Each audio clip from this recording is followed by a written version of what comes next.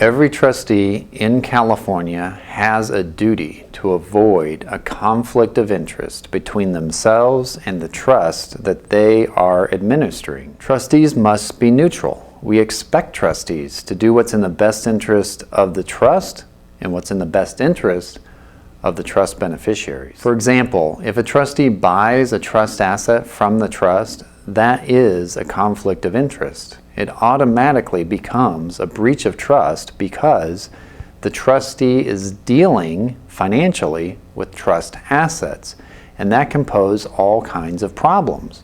Perhaps the trustee isn't paying full fair market value for those assets. Perhaps they're not putting enough down. Perhaps they're trying to buy something with a promissory note that they never intend to pay. Trustees simply must avoid this type of situation. Another example is a trustee hiring their own relatives to do services for the trust. That can be an inherent conflict of interest.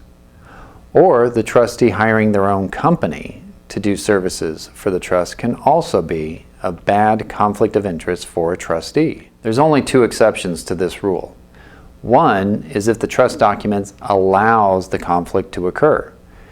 So if the trust document says the trustee is allowed to hire their own company, like for example an accounting company to do the accounting for the trust, then that sort of interaction would be acceptable. Or where all the beneficiaries consent after they've been fully informed of all the facts regarding the transaction the trustee is going to engage in. The bottom line is that all conflicts of interest for a trustee must be avoided at all costs. A trustee simply cannot engage in that type of behavior.